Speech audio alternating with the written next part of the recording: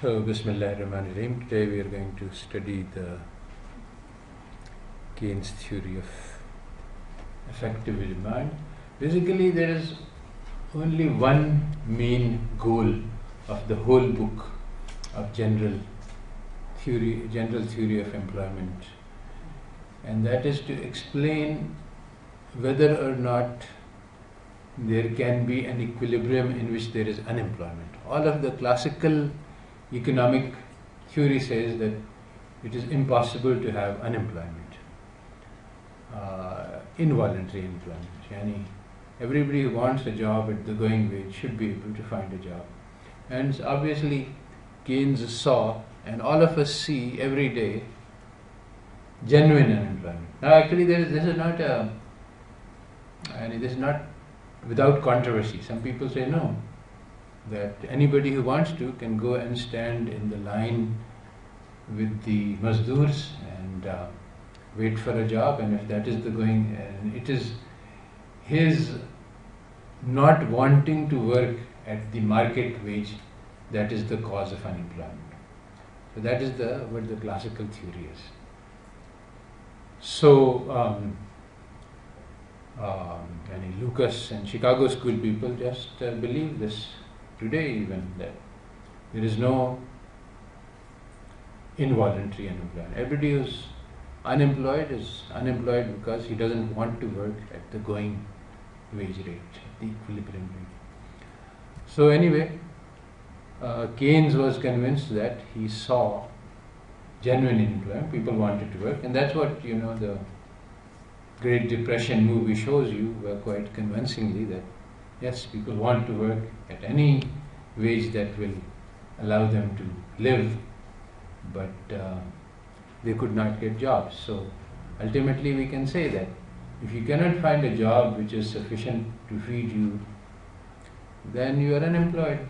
So I think that's an operational definition. So one doesn't need to get into very difficult theory as to what the equilibrium is, what the market is. If you can't find a job which will allow you to eat, and you are willing to work at minimum wages, then I would say that you are unemployed. So anyway, the point is that the whole principle, the whole idea of the Keynes book is to try to show that it is possible to have an unemployment equilibrium. And this point is still under debate and dispute, and there is still debate and dispute about whether or not Keynes succeeded in doing what he wanted to do. That is, did Keynes actually prove that there was such a thing as an unemployment equilibrium? And in this lecture we will see why there is so much confusion and hopefully resolve that. So with that understanding, let me begin this lecture. So basically, in a very nutshell summary, Keynes' argument is that economists believe in Say's law, supply creates its demand. So however much you produce, the income that it generates is enough to buy that whole amount, so there will be no shortfall in demand. And once that's the case, then people will expand production until the maximum possible, which will get you to full employment. Now what Keynes says is that this may be true to some extent, and we will see, but the income that is generated in the production process, not all of it goes into demand. If people save some part of it, then the demand is lowered, so the effective demand is less than the what was produced, and so you will have unemployment. So this is the key argument. Now we will go into more details. Okay, so as I said, first we must understand what Say's law is. So the aggregate demand of the output price is equal to the aggregate supply price for all volumes of output. And no matter how much you produce, the income generated by the production process will be equal, which will generate the demand required to purchase that good. the production of goods has a cost. This cost is called the aggregate supply price. This cost is paid to factors of production.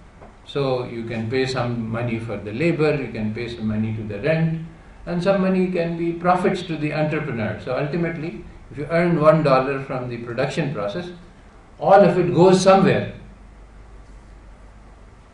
Now, all of that money is available as demand, and if you think of one period static economy where money has no other use, then all of the money will be used to purchase. So, then you have exactly what Say's law says, that the money, because the price will adjust to make sure that there is a match. So all goods are for sale, all money is to purchase, so the money will exactly equal the goods. There is no question about it. So that's Say's law. Now, of course, in reality, this doesn't quite work, but I'm trying to convey the idea.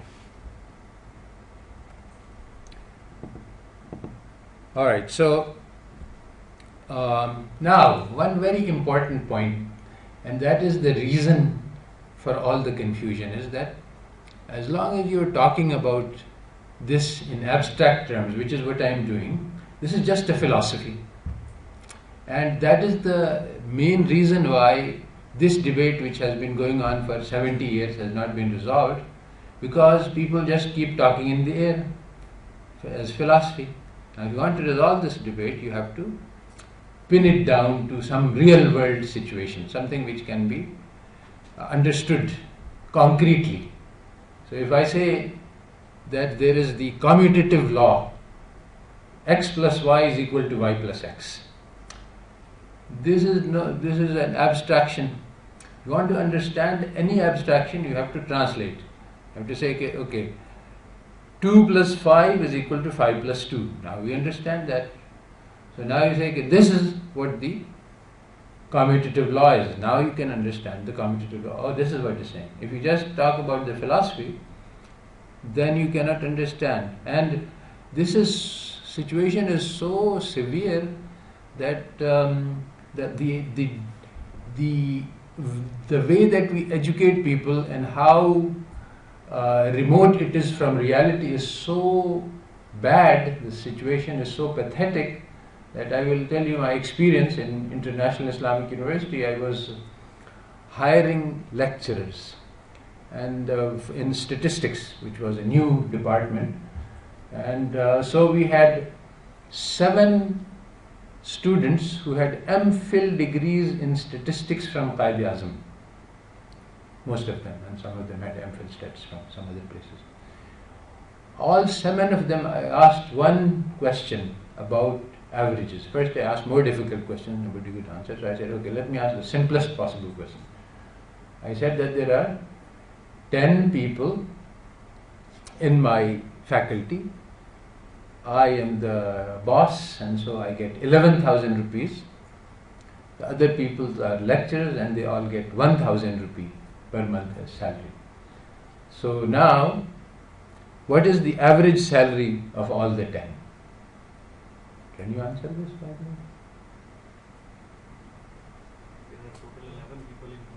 way? No, there are 10 people. I have 11,000, the other 9 have 1,000. 2,000, exactly. Not one of those 7 people could answer this question. Some of them wrote down the formula 1 over n summation I equals 1 to n xi. The formula, they knew that the average is this. But I said, okay, bravo, this is very good. Yeah. Now tell me what is n and what is xi. And they didn't know. So they studied the theory of average, but how it is used in the real world, they have no concept. And similarly, we study these theories in macro about aggregate this and aggregate that, but how it applies to the real world, for that we use agent-based model, concrete setting in real world which everybody can understand. If you understand that, then you can understand the theory. Theory cannot be understood without seeing it, how it works in reality, And one more thing is that reality cannot be understood without theories. This is something also which is not realized. So it's not that if we just look at real world, we are done, we don't need to have theories. Theories are also essential. How many people think that people learn from experience? Yes. Nearly everybody. This is widely thought, but this is not true. People do not learn from experience. People learn from experience in light of some theory which is applied to the experience. And this theory is just as important. If you apply the wrong theory to experience, you will learn the wrong lessons from experience. So for example, somebody tries every day to run 1 mile and then he says that, I cannot do it. So he learns from this experience that I should not try to run 1 mile. The other person says that, it means that I am making less effort and so I should work harder and I should. So he also tries. They have exactly the same experience. They try something and fail many times. And then one of them learns that I should not try, and one of them learns that I should try harder. So the experience is exactly the same, but the theory which is being applied is different. And similarly, in any situation, this is not a abstraction. This is a reality. An experience is just a collection of facts that you have observed. By themselves, the collection of facts does not carry any meaning. Meaning is something that you put into those facts. That this has happened to me, Allah Ta'ala wants this from me, or something else. That this situation has been given me because Allah Ta'ala is testing me, or as Allah Ta'ala says, this testing is because Allah Ta'ala dislikes me. Allah Ta'ala says that if I put them into trial, they say Allah Ta'ala has dishonored me. Allah Ta'ala ne ki. This is in the Quran.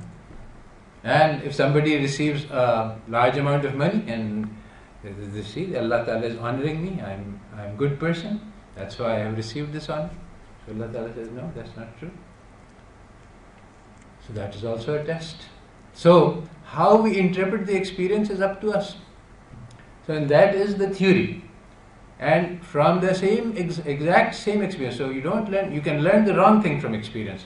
They did a study that do people who go into near car accidents, crash, do they learn and do they learn to become safer drivers? Do they say that? So they found that no, the opposite is true. They find that people who have near misses, they come to the belief that I am a very skillful driver, I can even avoid a difficult accident, and so they don't become better, and as a result they continue to crash. So this is the point I am trying to make, is that by itself collection of real world experience. So you see that the global financial crisis occurred and then lots of people became unemployed. So this is a collection of facts. Without having a theory to understand these facts, you cannot learn any lesson from these facts, because that is a historical event. Will it happen again? To learn a lesson, you have to extract some pattern, some underlying reality. And the problem that Western philosophy has is that they focus on the observations. So even though they are often trying to get behind, the reality behind the observation is always hidden. So always you have to think about what that theory is that can explain. And if your theory is correct, then you will learn the right lesson from the experience. So, we construct this simple model. We have 2 factors of production, 40 acres of land, 40 laborers. Suppose that we have a competitive type situation, so we have 40 mini landlords, everyone has a 1 acre, and they rent this acre to the laborer at some rent R. So now the land rent is 40 times R, and suppose that as usual the rent is fixed at labor wage is fixed at 100 rupees. By the way, in these simple economies, money is a whale, like quantity theory holds. When quantity theory holds, then all money prices can be multiplied by any scale, you get the same result. And in this situation, one price can be fixed at any value you like. This is called the numeraire. So we can set the wage to be the numeraire, that okay, wage will be 100 rupees. I can say whatever it is, because as long as money is neutral, one price can be fixed. All others will have to adjust in equilibrium. So let's say that the payment to labor is 100, so total payment to labor is 4,000. Rent is R, which we don't know. We might need to set it at some value to find the equilibrium. So let's leave it at R. So then the factor income is 4,000 rupees for the laborers and 40 R for the landlords. And the total product will be 400 units of corn. So what is the price of corn? Well, in one period static equilibrium, 400 plus 40 R is the total money available. And when you divide it by 400, you will get 10 plus R over 10 as the price. And if that is the price, then everybody will be able to use all their money to buy the good. Demand equals supply. The price is the quantity which equilibrates.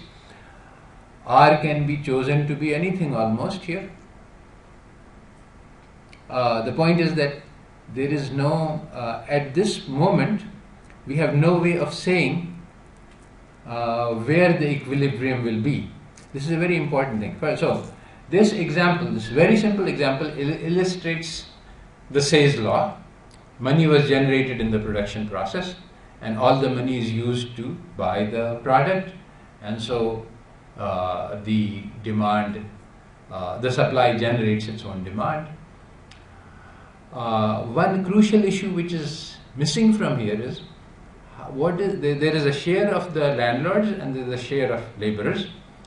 The share of labor is 40 R and the share of laborers is 4,000. Suppose, for example, that R is 100 rupees. Then both get equal share. If R is 200 rupees, then the landlord will have 2/3. If the R is 50, then they will have less. So now, according to the economic theory that you have learned, and the economic theory that is currently being taught all over the world, at Harvard and at Qaid-e-Azam, there is a fixed, this is a competitive market, we have 40 laborers, 40 landlords. There is a fixed outcome which will result. What is that outcome that will result, according to the theory that you know? No, that's not correct. The share is determined by the technology. What is the share of labor in the production? What is the share of capital in the production? This is something that, yes? Wages is what the laborers get, but the share is determined by the marginal product of labor. Capital gets the marginal product of capital, labor gets the marginal product of labor, and this is determined by technology. So, in my model, this is arbitrary. R can be anything. There is no, if the landlord says that I want 200, laborer will pay him 200, he will be able to return, he will be able to give him the 200 back from the sales of the corn, because the price will be set so that he will be able to buy and the land. But the landlord can ask for whatever R he wants. There is no competitive force which will fix the R at any price and thereby fix the share. So this has always been a source of, this is of a ideological battle. The Marxists say that the landlords can take whatever they want, and so they will force the laborer to the subsistence wage. And in this model we can do it if I set R high enough so that with their share 4,000 they will be able to buy only 1 unit of corn, for example, if the 1 unit is subsistence. then I can say that's the R, because if landlords can realize that whatever I charge, they are going to die hungry if they don't accept. So I can charge the maximum, and maximum you can charge is the amount that is required to keep him alive. That's the subsistence wage. If you charge more than that, then he will not work. He says, I'm going to die anyway, so why work and die? Why not enjoy? So, according to the Marxist idea, the R will be highest possible and the laborer will get subsistent wage. But the neoclassicals say no, the landlord cannot exploit the laborer because the wage has to be equal to the marginal product. We have here a competitive market. If the marginal product is less than the so the wage is less than the marginal product, then what will happen is that some other landlord will say, why don't you come to me, I will give you more. And ultimately the outcome equilibrium will be that the wage will be equal to the marginal product, because basically we have an idea of diminishing marginal product. So the first few laborers will produce surplus, and you will keep hiring until the marginal product goes down to the market wage. So that's the neoclassical theory, and that neoclassical theory is designed for only one purpose, and that is to show that Marx was wrong. Now in our model, it seems that Marx is correct. We will discuss why and how we can make the neoclassical work. But for the moment, there are two things in this example. One is the Say's law and the other is the share. For the moment, we don't have any idea why the share can be anything, when the neoclassicals say that no, share should be something fixed by technology. So the crucial question is that what determines the rents and wages, the share of capital and the share of labor? And the classical answer is that the rent is the marginal product of land, wage is marginal product of labor, and the two sum to the total income from production under zero profit long run equilibrium. See, once you pay all your factors, that is why this zero profit condition is set, by the way. It's a ideological device. It is to counter-argue to the Marxists that, you see, once you pay your factors, there's nothing left. If there's something left, then you could talk about surplus and you could talk about exploitation.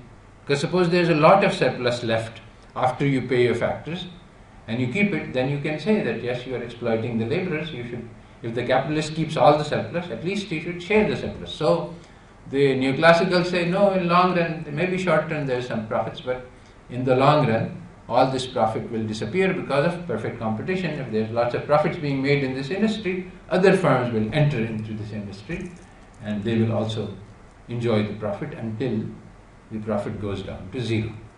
So this is just an ideological argument.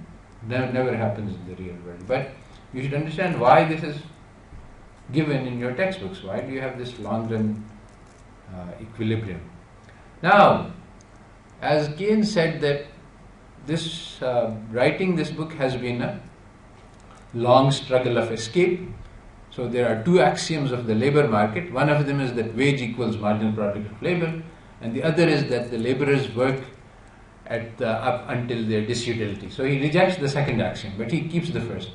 But actually this was a mistake. Keynes didn't make his escape completely.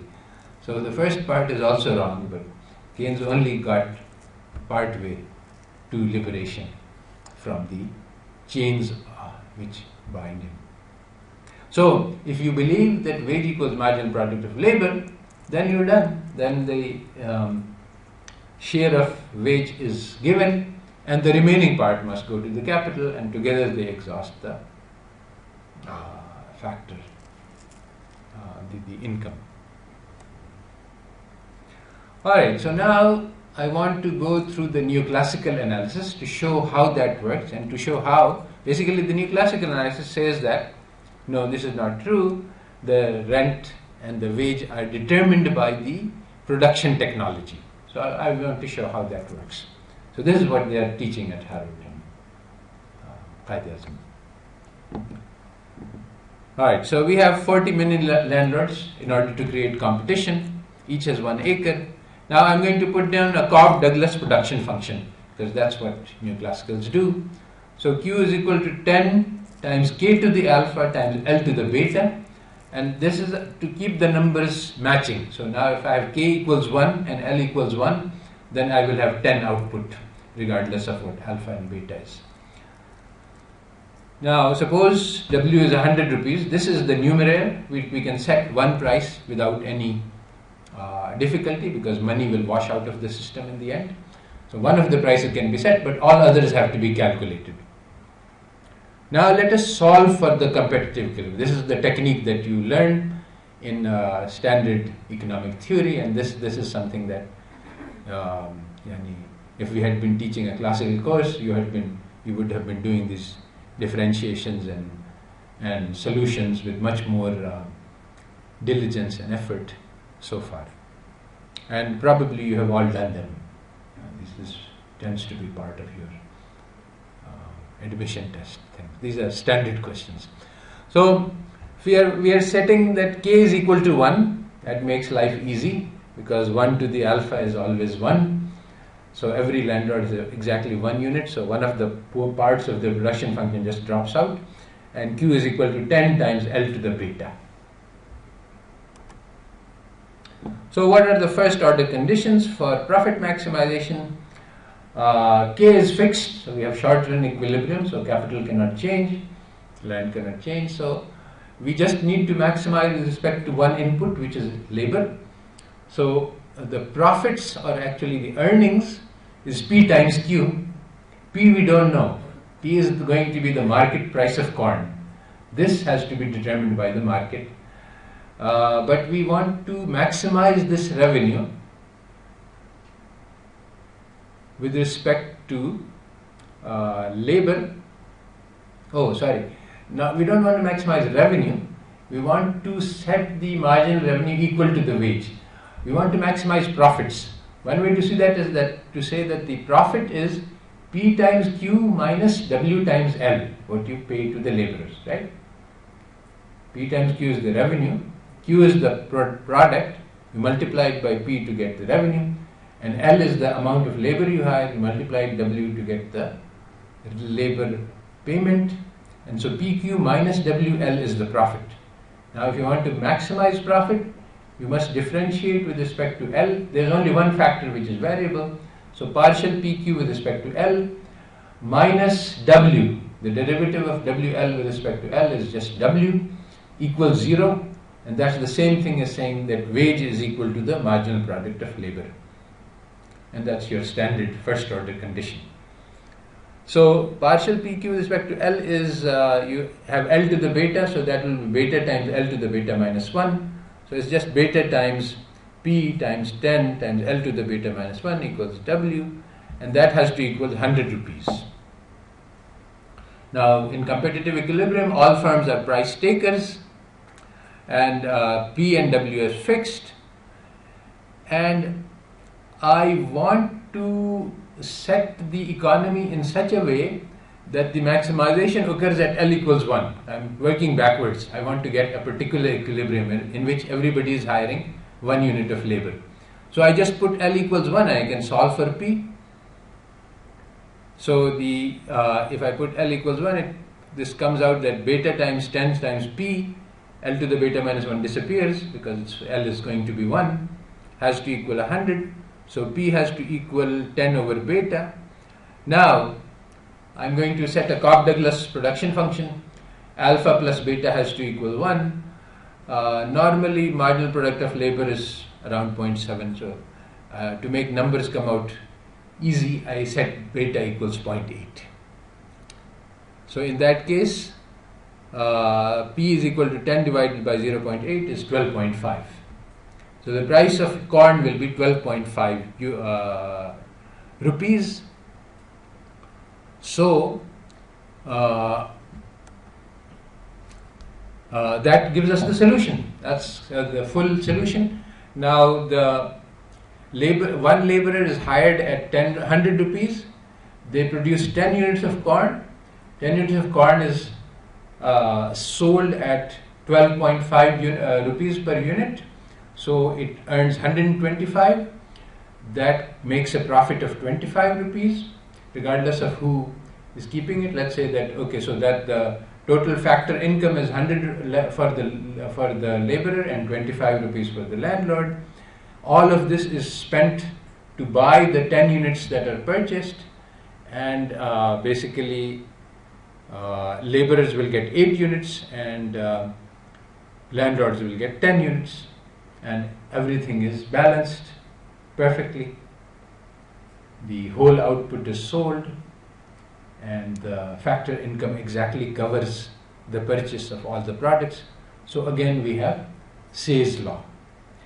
But this time we have neoclassical situation. That is, the share of what the laborer is getting is determined by the beta, which is the technological coefficient. The marginal product of labor is beta. The marginal product of capital is alpha. Alpha plus beta have to equal 1 in Cobb-Douglas. Alpha has to be 0.2, beta has to be 0.8, and there's a 1:4 ratio in the marginal product, and that's exactly how the shares of the product. So this time, in this neoclassical model, the wage is not arbitrary, and the laborer, the landlord cannot make the wage subsistence wage. Both parties get according to what they contribute to the production in some sense.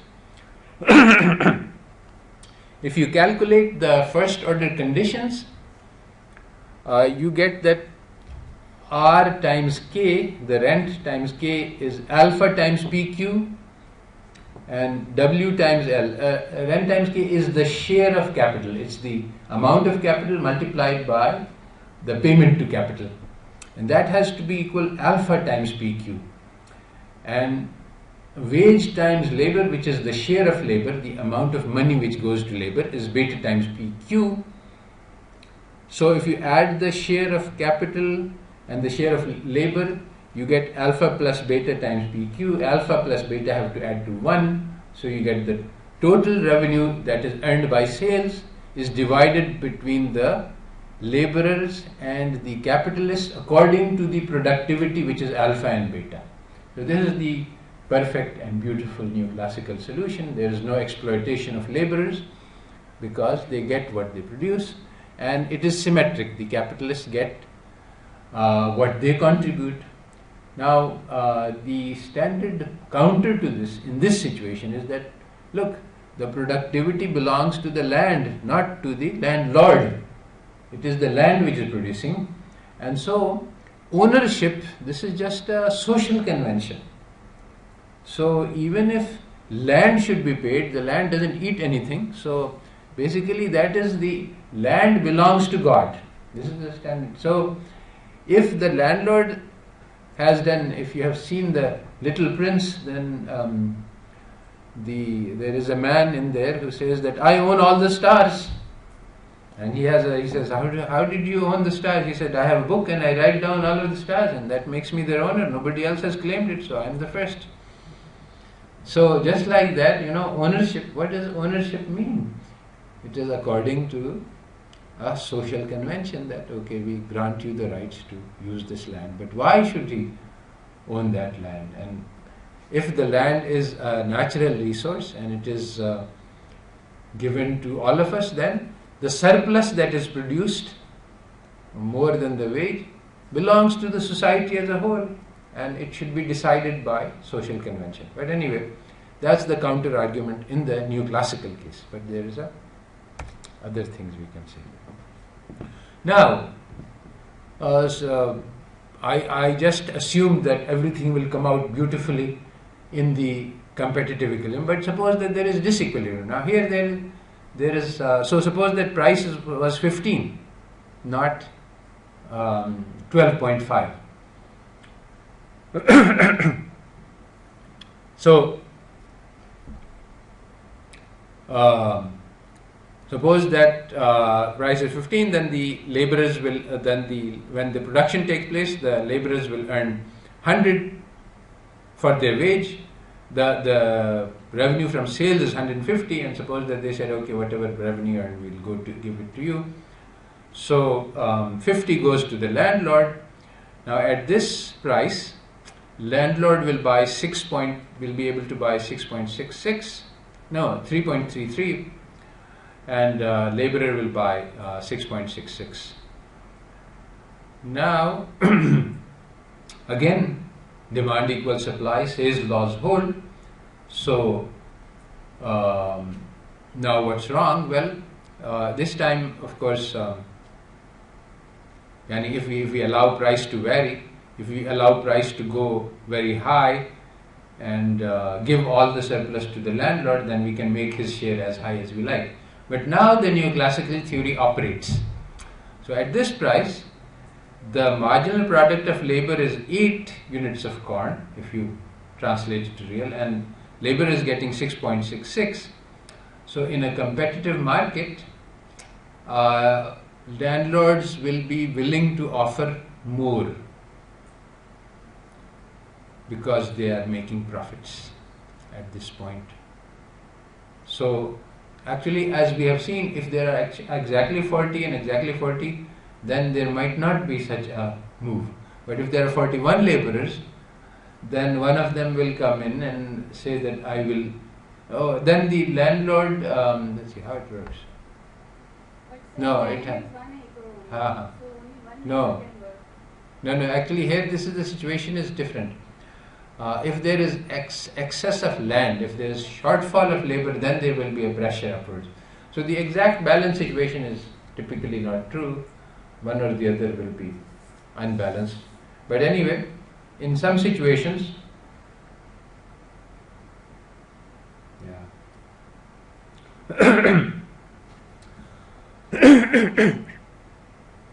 now, actually what happens depends on the disequilibrium dynamics. And this is something that is omitted from standard economic theory textbook. They say, okay, let's just calculate the equilibrium. How we get to equilibrium is not our problem. So, as I'm saying here, and as is absolutely true, without knowing what happens in disequilibrium, you can't say anything. So, depending on what happens in disequilibrium, anything can happen. So, I'm just illustrating the neoclassical theory, and we can set it up that the disequilibrium dynamics is such that it will lead to convergence. And we can also set it up so that it will not lead to convergence. So there are many details which are omitted from the neoclassical models. You can use the details to make it come out, or you can use these details to make it fail to come out. And how we learn this? We learn this by, you will learn this in the second semester when you run experiments on supply and demand. And then you will see that depending on how we structure the game, you can have an equilibrium at the intersection of the supply and demand, or you can fail to get an equilibrium. It depends on who gets to do what, how the buyers behave, how the sellers behave.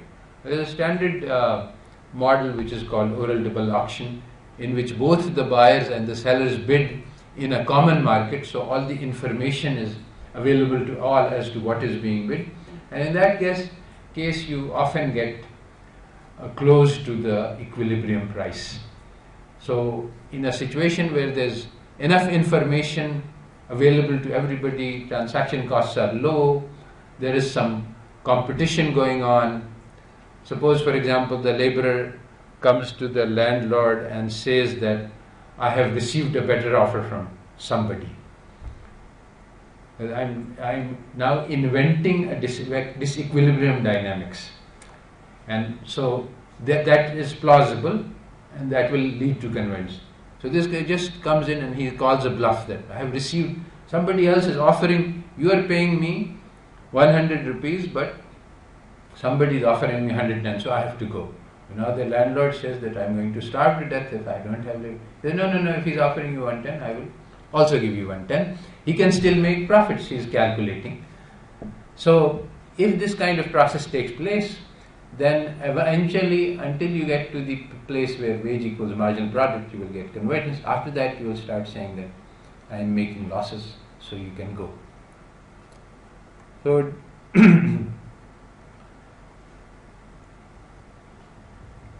all right. Just for the sake of formality, the technicality of this derivation I am doing, Q is equal to K to the alpha L to the beta, partial with respect to K, just brings the alpha down, so you get alpha P K to the alpha minus 1 L to the beta. Now multiply numerator and denominator by K, and you get alpha PQ on the top and K on the bottom, and that has to equal the payment to capital, which is R.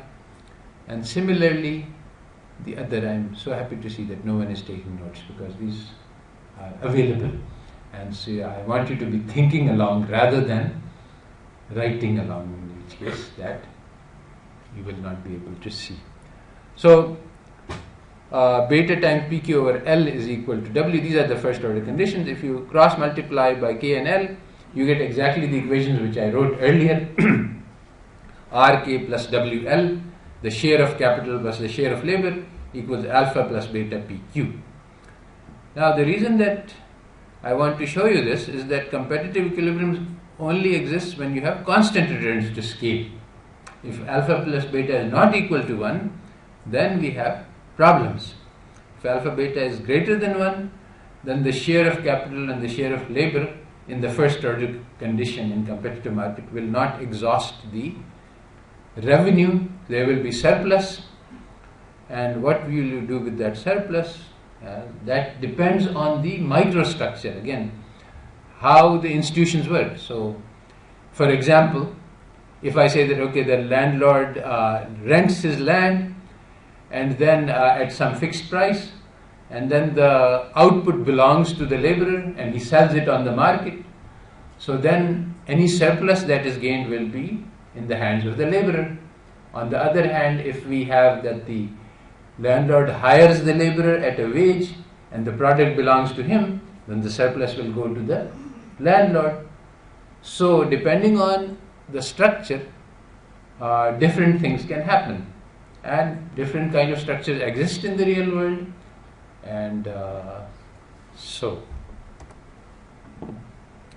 all right, now the crucial thing that I want to show is that this is for Cobb-Douglas, and already we have seen that if Cobb-Douglas has increasing returns or decreasing returns, we can get different results.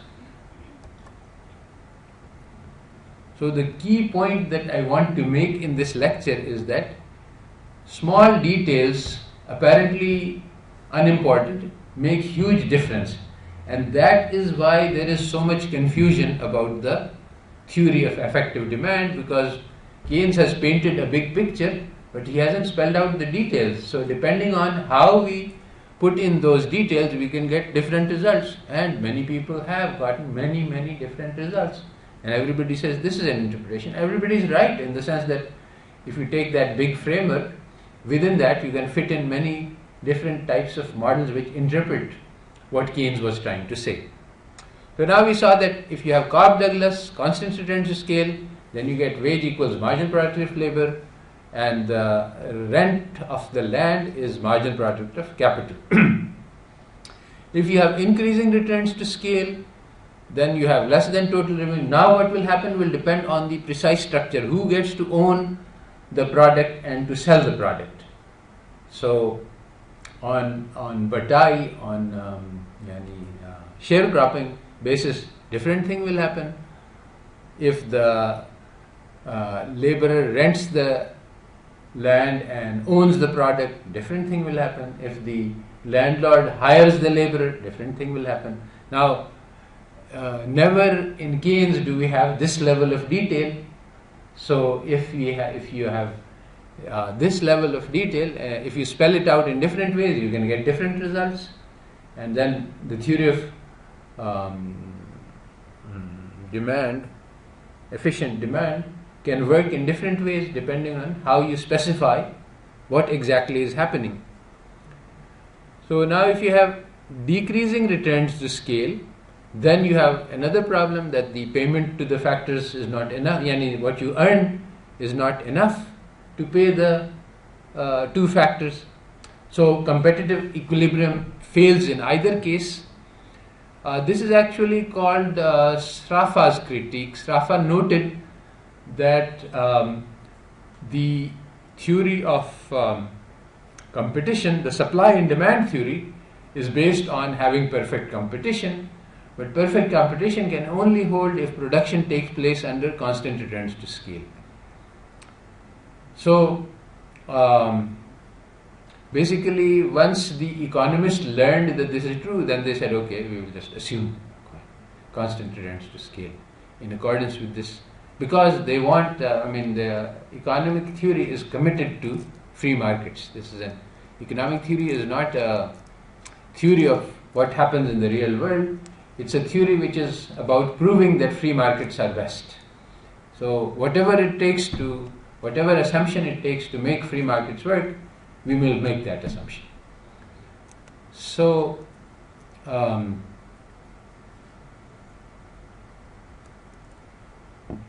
now we are working with Leontief production function, which is that 1 unit of acre, 1 acre and 1 land generate 10 units of corn. So now, what is the marginal product of labor? Well, if you don't have labor, you have 0 production. And if you have labor, you have 10. So marginal product of labor is 10 units. What is the marginal product of land? That is also 10 units. The full output is the marginal product of labor, and the full output is also the marginal product of capital. So when this is the production function, then you cannot have logically that both labor and land receive marginal products, because marginal product is full. So the theory fails.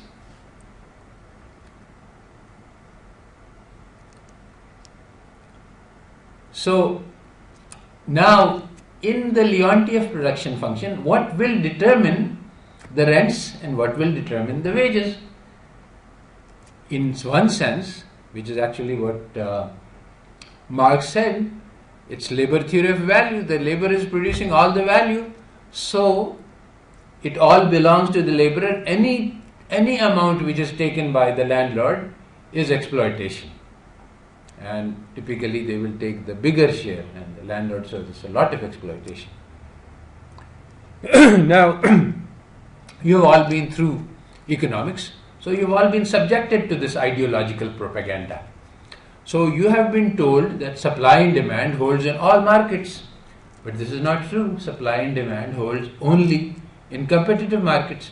If you have a monopoly, then there is no supply function. The monopoly decides what it is going to supply. You have been told that the wage is the marginal product of labor, and exactly that is written by Keynes, and that the rent is the marginal product of capital. The reality is that this will hold only in competitive equilibrium with constant returns to scale. What if there is no competitive equilibrium? What if there is no constant returns to scale? Then supply and demand theory doesn't hold, and we don't know what the share of capital and labor will be. This will be determined by some other factors which have not been specified in the model. So the Marxist view is that the capitalists have the upper hand in this bargain. Labor will get the subsistence wage.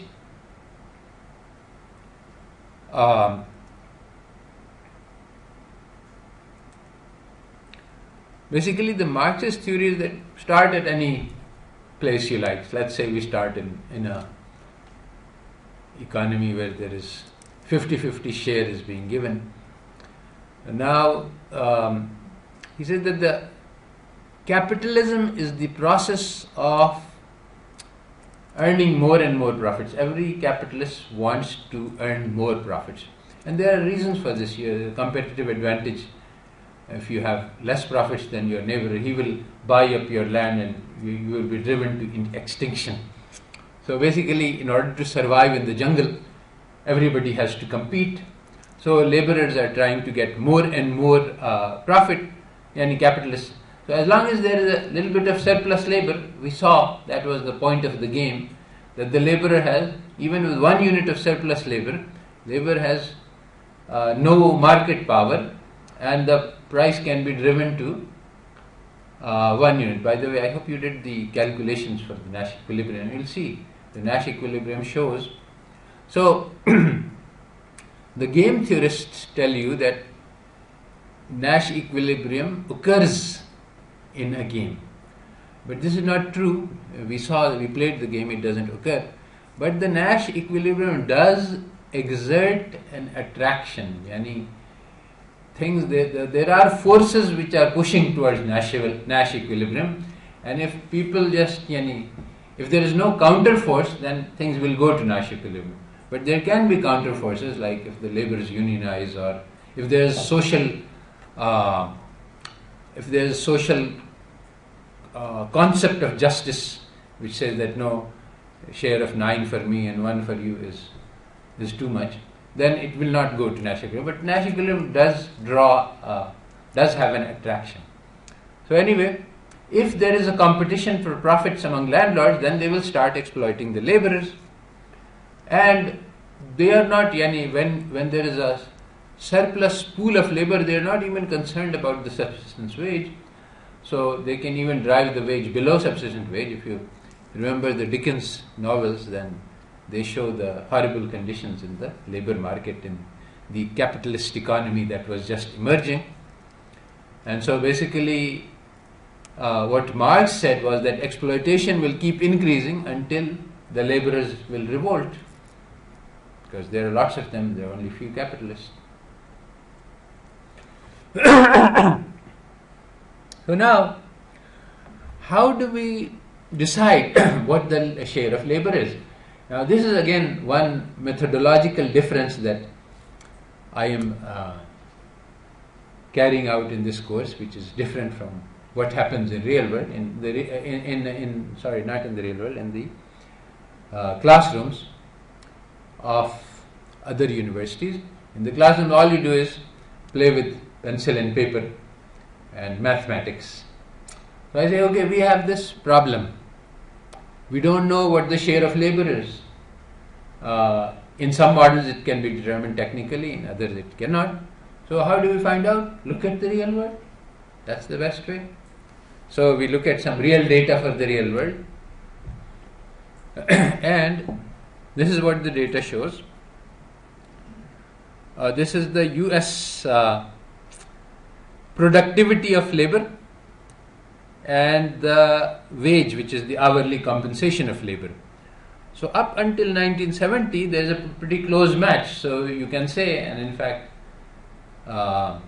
when I was taking my economics, they did show these graphs, not this graph, but they said that the share of labor is about the same as the marginal product, and it has been fairly close. So we see that up until 1970, the pay of labor, the wage and the productivity are very closely matched. But after 1970, the wage becomes flat and the productivity keeps going up. So now there is something to explain what happened in 1970. And also, maybe it was that they were using Cobb-Douglas production technology until 1970, and then they shifted to Leontief after 1970. Yes? Is it possible?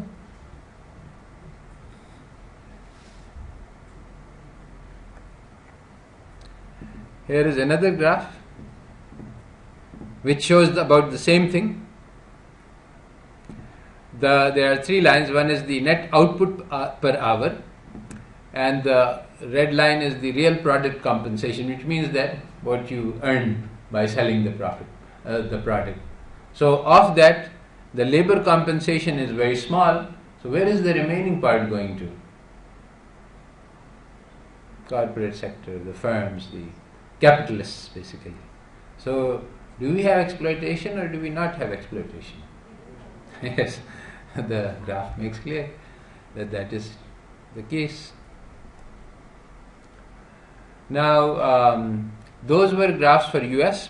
This is for the G20 economies, the richest 20 economies, from 1999 to 2013, and about the same process is shown here, the labor productivity. By the way, who can tell me, there is this dip in the gap. Where did this come from? Exactly. Very good. People know about the real world. Yes.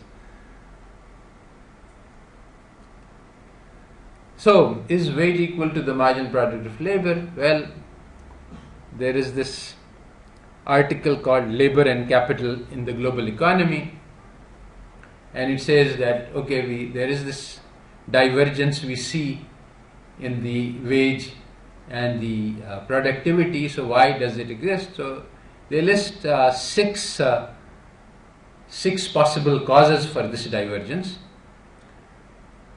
One is that capital has become cheap, particularly information technology, the computers.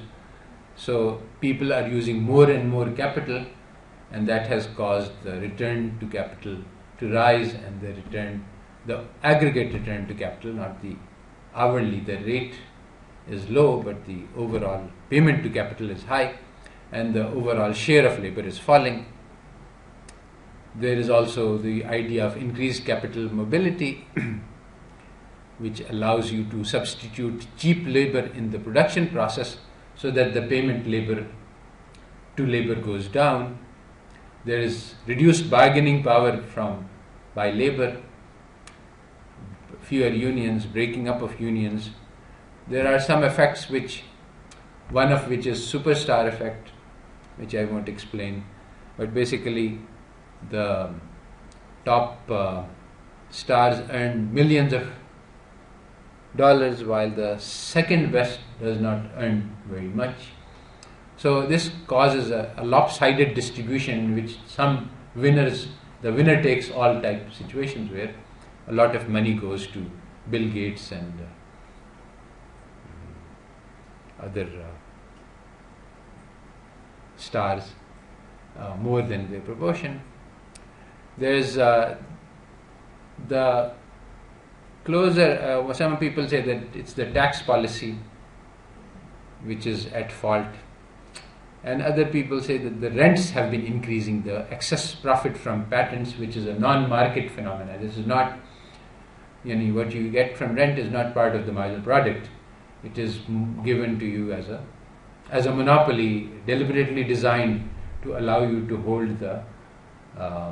So if there's lots of monopoly rents, then that will obviously destroy the competitive outcome. So these are some explanations that are available in conventional literature, which go more or less along neoclassical lines. But the real reason is actually the financial deregulation which took place in the 1970s with the Reagan-Thatcher revolution, and basically in the 1929 Great Depression. After that, people realized that this finance has destroyed us as the banking industry. So they put the banking industry in chains and locked it up, and made it put a lot of regulations to make sure that they could not compete.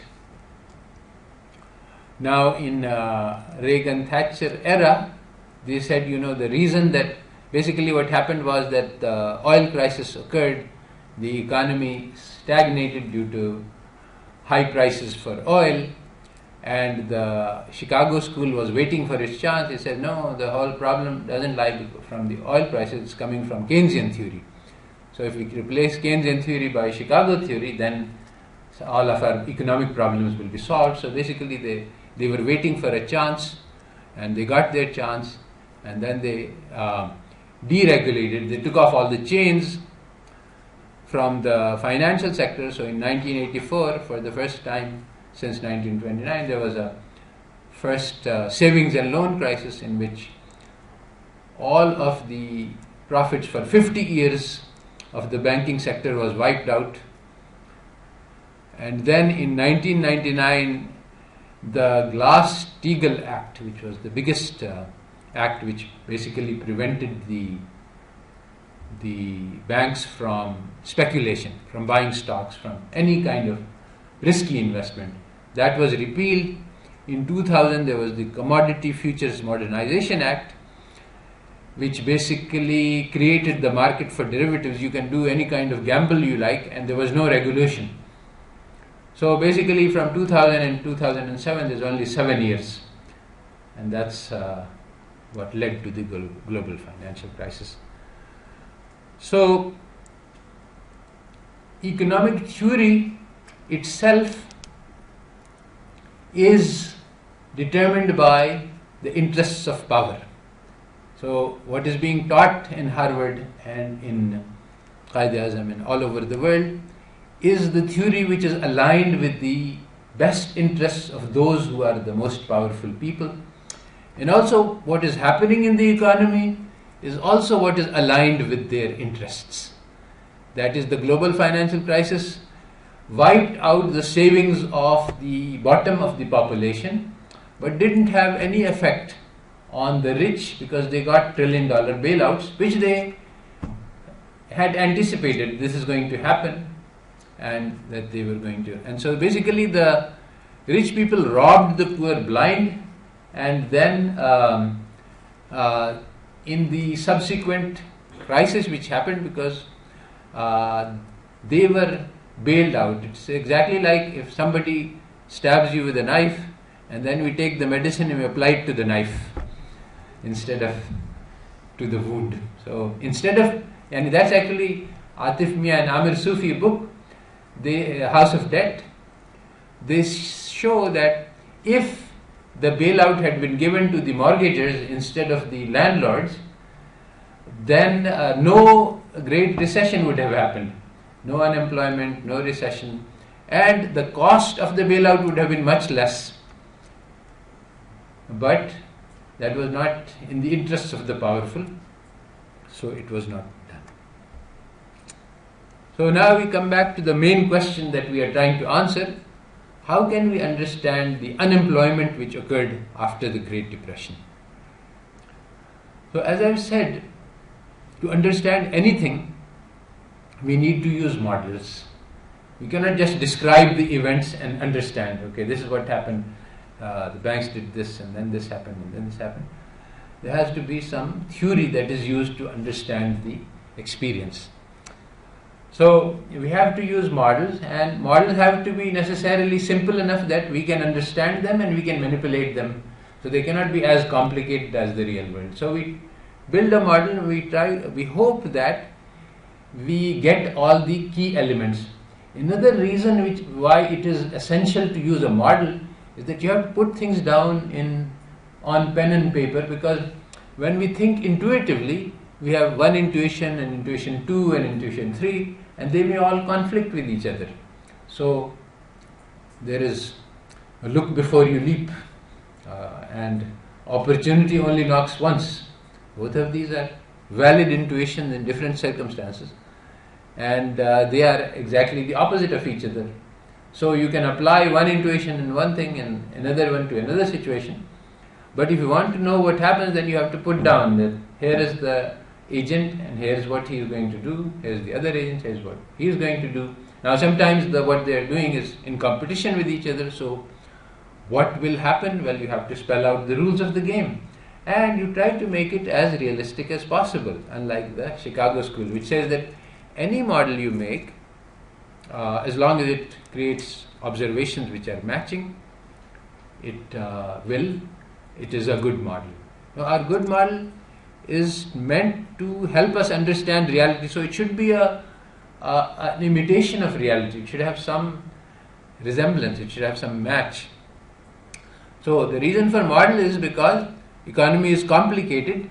You cannot understand it just by thinking about it, so you have to put down specific, concrete, detailed things and then manipulate. You have to do the calculations. But unlike the type of calculations which is being done in the macro textbooks, we try to build models which we can understand, which are simple models, because the behavior of people is very simple. It is not governed by calculus. We are people, and we know how we behave, and we know we don't use calculus in making our decisions. So one doesn't need to use calculus to predict behavior. If we want to ask about behavior, we think about how I would act or how other people would act. So basically, the real world experience cannot be understood without models, and we cannot understand what models are without relating them to experience. Alright, so we start by recapitulating what caused unemployment. So Say's law we have discussed. Now, Keynes, in the first chapter, he starts by saying that, well, basically economists believe in Say's law, but Say's law is not valid. And when the first time I read it, I said, what is going on here? Why is Say's law? We're trying to explain unemployment, and why are we talking about Say's law? So basically, Keynes starts with an observation of the real world, and this is how all real science starts. Real science does not start by putting down axioms that this is how consumers behave. Real science starts by looking at what's happening in the world, and then you put down elements of your mind. Okay, this is what's happening. Now let's try to see if I can understand it in a simple way. So Keynes says, let's look at the real world, and we see that there are all of these factories and they are lying closed. And there are all of these laborers who are unemployed. And these factories were working just 1 year ago. So we have excess capacity. So now, if the factory owners thought, if they believed in the Say's law, then they would say, okay, let's run this factory and produce the good. If we produce the good, the demand will automatically be generated. So now why is the factory maker not doing this?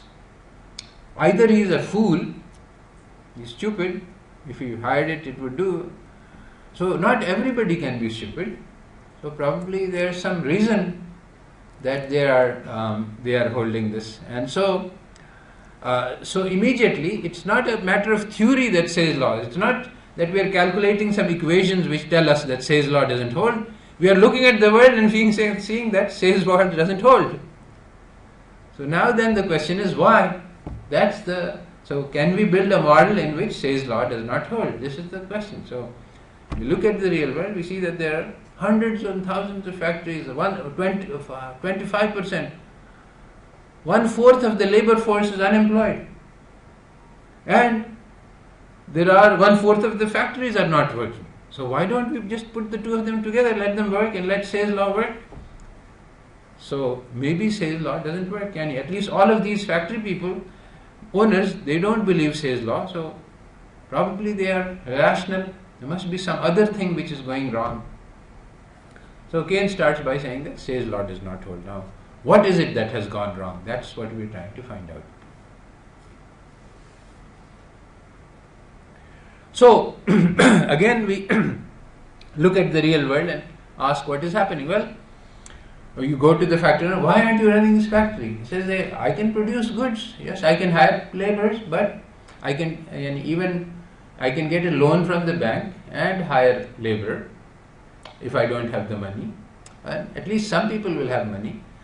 But suppose I have a shoe factory. Who will buy my shiny new shoes? Don't you look at the world around you? Look at these people, they don't have enough to eat. Who's going to buy my new shoe? They're going to work with their old pair of shoes. So Keynes goes back and says, yes.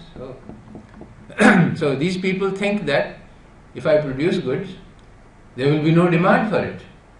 So there is shortfall of aggregate demand. But somehow there is, the neoclassical theory is not all wrong. Suppose we just say, okay, we force everybody, you hire the laborer, don't worry about the shoe, I'll buy your shoe. And you get the other factory going and just put all the laborers to work and say, everybody work, the government will buy all the product. Okay, so then everybody starts working. Then the laborers will get their income, the factories will get their product, the economy will get started, and suddenly the aggregate demand that was not visible will appear. The laborers will start buying the shoes, the government will not have to buy.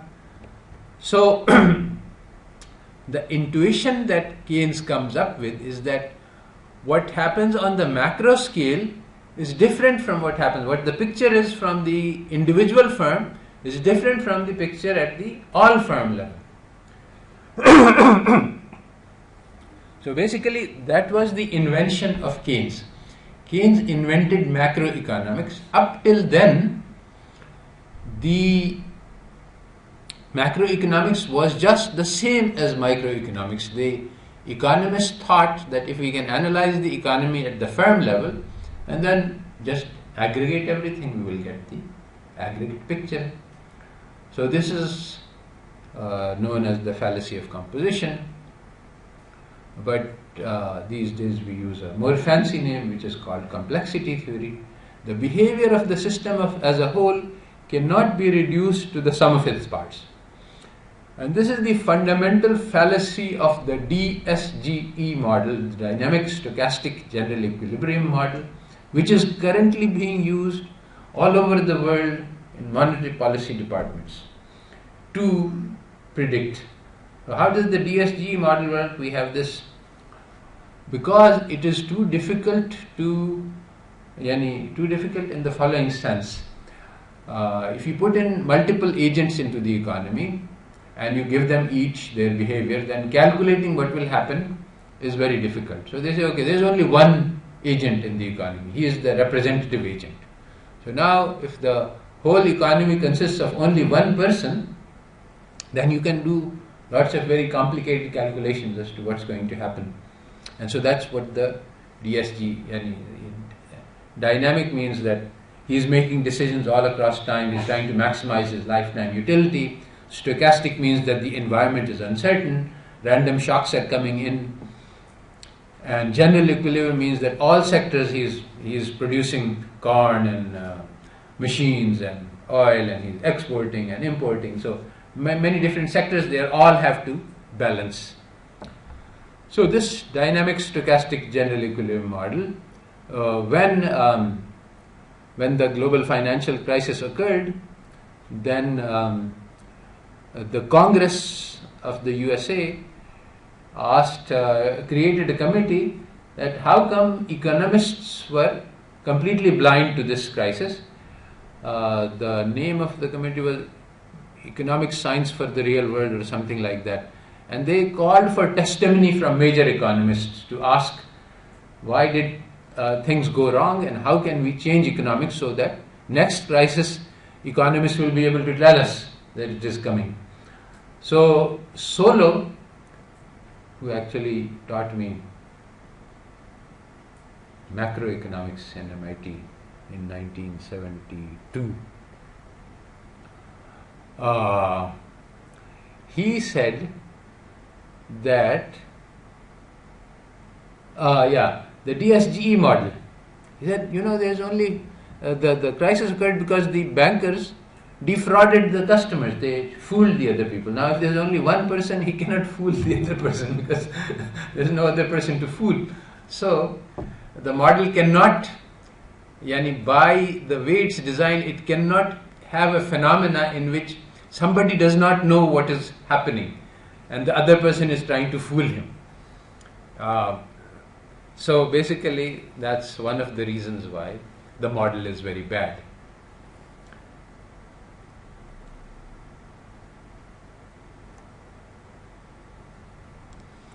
Alright, so basically Keynes put down some intuitions about why unemployment might happen.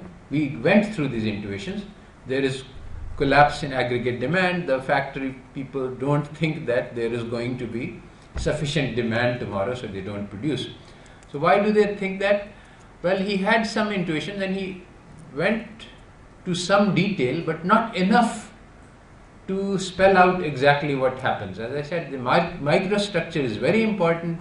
He didn't say that is the production function Cobb-Douglas or is it CRTS?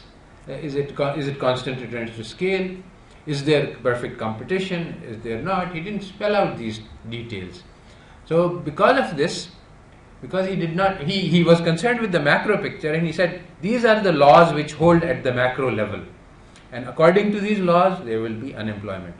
So when at the initial time there was no other explanation, so everybody accepted it for unemployment. But there was a micro picture that the economist had, and there was a macro picture, and there was no mesh between the two. Micro picture kept on being neoclassical theory, and at the macro level we were teaching. So there were two separate courses, and there was no connection to each other. So ultimately, when the Chicago school attack came on Keynesian, they said that Keynesian theory is wrong because it does not have micro foundations. You don't have a picture at the micro level which will translate into this macro picture. So there were many responses to this critique of Keynes. One response was that what happens at the macro level doesn't depend on what happens at the micro level. So if you study the theory of subatomic particles, you will not understand that how hydrogen and carbon molecules behave. So that was one response, that we don't, yes, macro lacks micro foundations, and there is no need for micro foundations. We want to find out the laws which hold at the aggregate level, and these laws don't come from micro level behaviors. And that's the example was given of chemistry.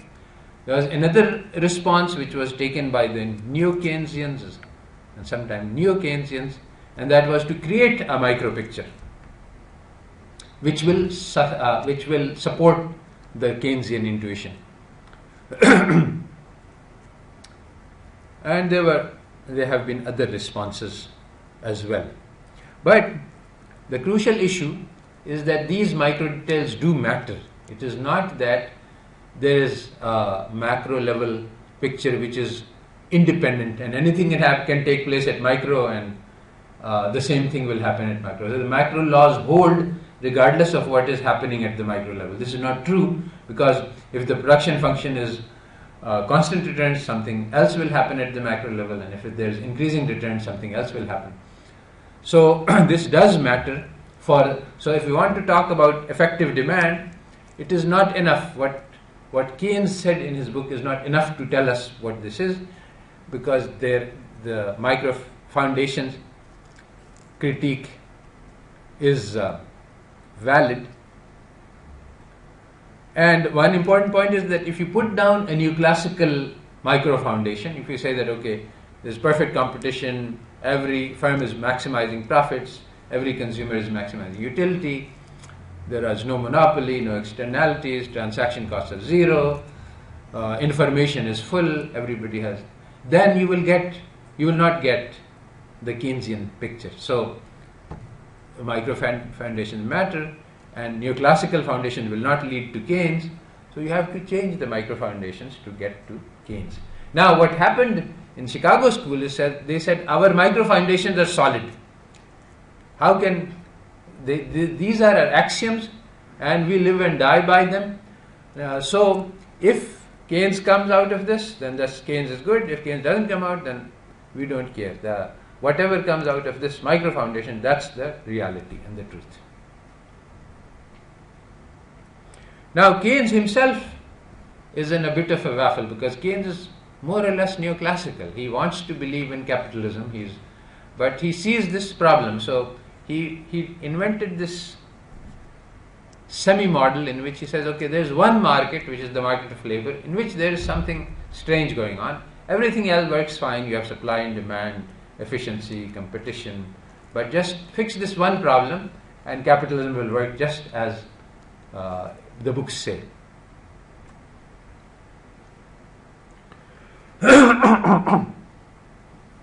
So there is massive confusion about effective demand.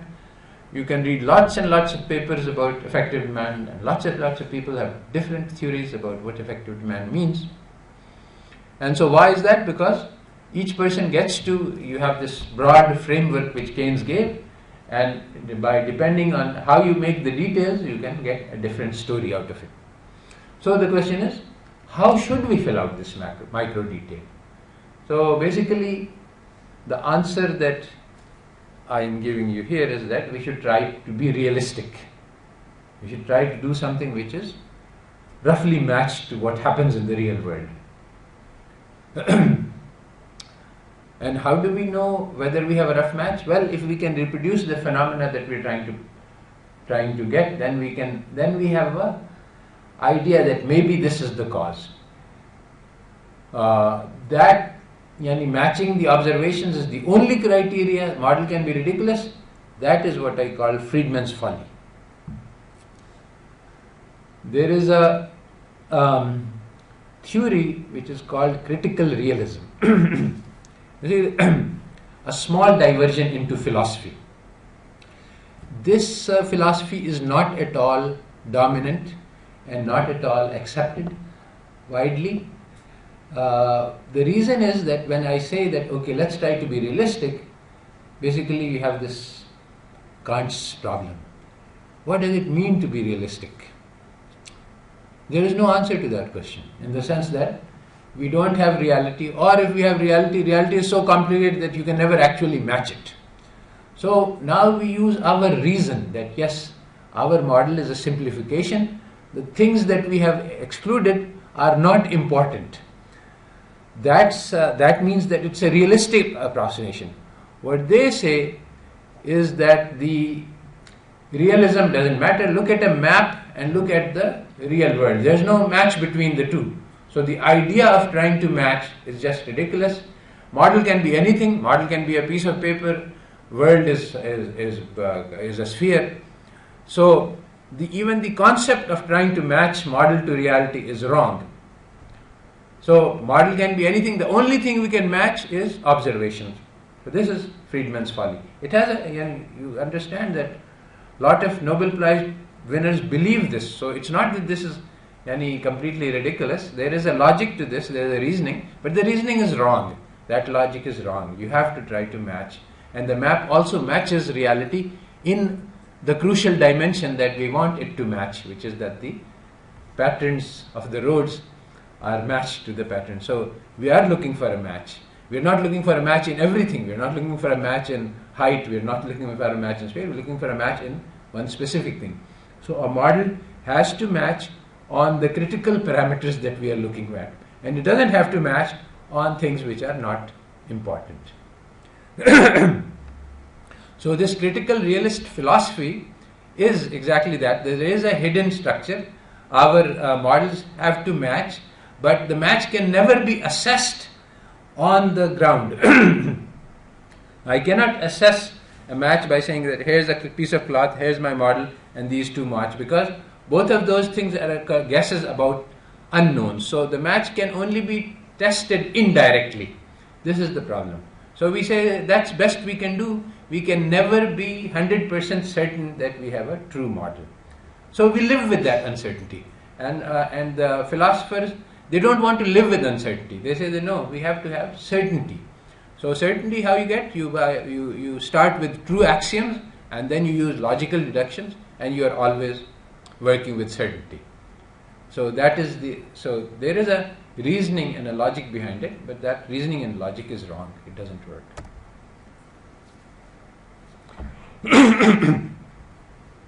So, what is the production function? This is one of the things that Keynes did not say, and it matters. What do we have perfect competition in most markets? Keynes did not say, and it matters. Does supply and demand theory hold? Keynes did not say, and it does not matter, and it matters. So we have seen that if you have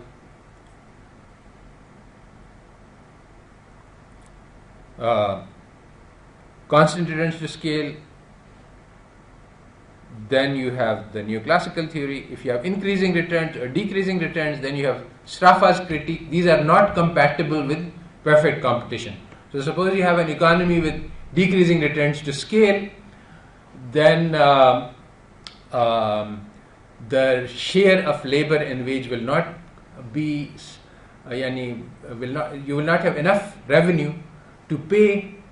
And if, for example, one reasoning for unemployment could be that the capital insists on his share, and so there is not enough left over to pay the laborers, so you will hire less laborers. That could be one exception. Nobody has made that argument, but the point that I am trying to make here is that unless you know what the microstructure is, you can't make an argument at the macro level. So, to find out which model is suitable, we have to ask, how did the real wage behave in the Great Depression? Now, Keynes actually mentions this in his book. He says that, people say that if the nominal wage goes up, the real wage will go up. And basically he says that one thing he says very clearly is that the idea that wage can equilibrate the labor market is wrong. And that if we just cut nominal wages, real wages will go down, and then the employment will expand. This is wrong. And he says that if the nominal wage goes up, it is possible that the real wage might go down. But he didn't have the data. So let's see what happens.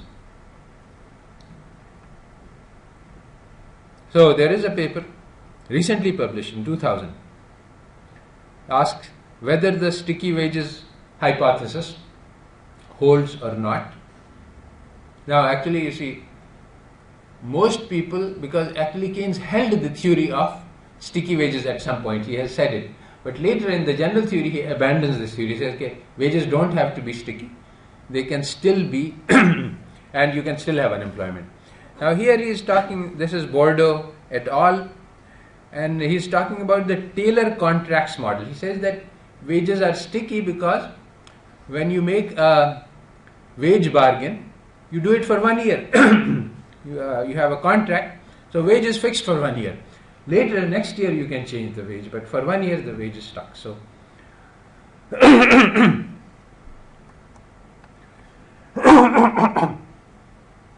so here is the data. This is from 1929 to 1937. The solid line is the actual data. The dashed line is the model simulation.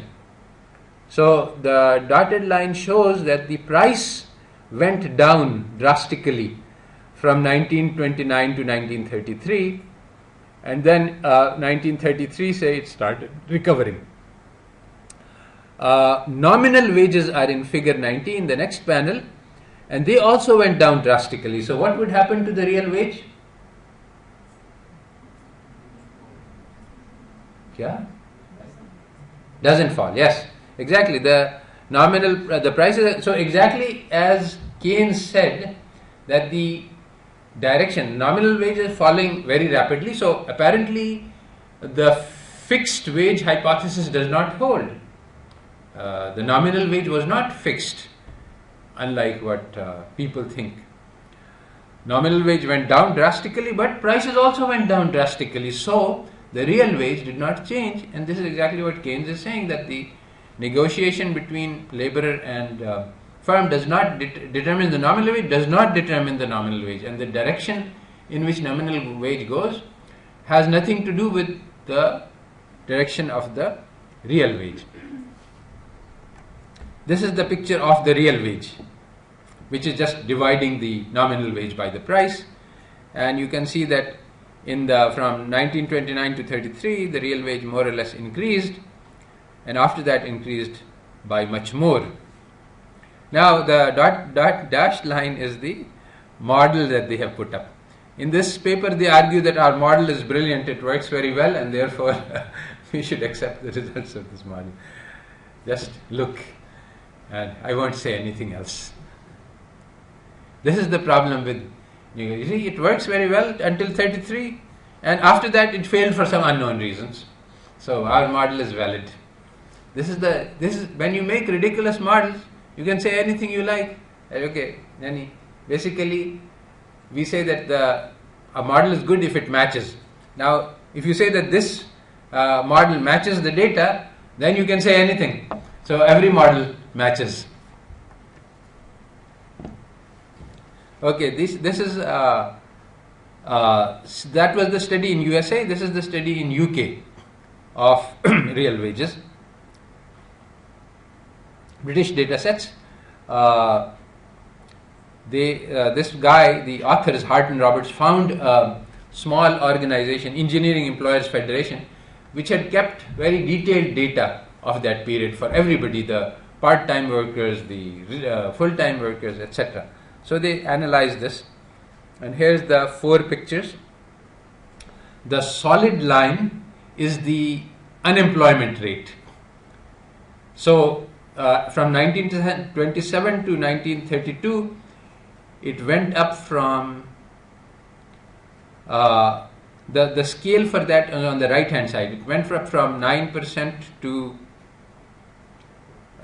about 24%, and then it went back down to 9% in 1937. Now the first graph is the hours of work. So hours of work declined for those people who were working. The second graph is the final output prices. The prices went down as the unemployment increased, and then they started going up as the unemployment decreased. So the price behavior is pro-cyclical. That is just a technical terminology. The business cycle is when you are up, that means that you are at full employment. So here, as the unemployment is going up, the business cycle is going down. The prices are also going down. So this is called pro-cyclical, going with the cycle. The economy is going down, the prices are also going down. And then when the economy picks up, the prices also pick up. So price behavior is pro-cyclical.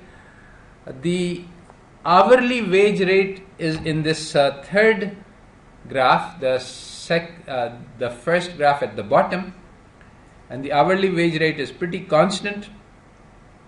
And then in the last graph you have real wage, and that's also pretty constant. So again, the Keynesian hypothesis that the nominal wage does not control the real wage. Nominal wage is behaving very differently from the real wage. Nominal wage declined, prices declined, real wage constant. Wage rigidity is not the explanation, and basically from this data we can reject the constant returns to scale Cobb-Douglas model. Things are not behaving as that model would tell us. So once you reject Cobb-Douglas constant return to scale, you are immediately out of competitive world. So now in the non-competitive world, there are many possibilities, but Leontief is the simplest one. And so once we start, and that's why we will analyze the Leontief model for next time. So basically I'm laying out the background and providing the facts on which we need to build our model. We need to build a model which is coherent with these facts and also coherent with our understanding of how the world behaves. This second part is not part of the Friedman's folly. So the conventional textbook makes models which are completely crazy. Actually, it's very interesting. Solow says about Lucas and Sargent that, when they come and talk, I just laugh at them, because if I start he says that if somebody comes up and says he's Napoleon Bonaparte, and then you start discussing, well, what did you do at the Battle of Austerlitz, then you have accepted his crazy assumption. So Lucas and Sargent would like to argue with me about technical details of their model, about differentiation and integration. I just say that you shouldn't start this conversation because they're crazy. So basically, he is calling Lucas and Sargent madmen. And it is true. If you look at the assumptions that they are making, it is just crazy assumptions. So the license for making crazy assumptions, like the idea that the whole economy is just one person and they can exactly foresee everything that is going to happen up till infinity, and you are going to maximize the sum of discounted utilities for t equals minus infinity to plus infinity. These are just crazy assumptions. Nobody in the world acts like that. So what gives you the license to make crazy assumptions? Exactly this Friedman's folly, that it doesn't matter what kind of a model we make as long as we produce numbers which match. Alright, so next time we will try to make non-crazy models of the economy.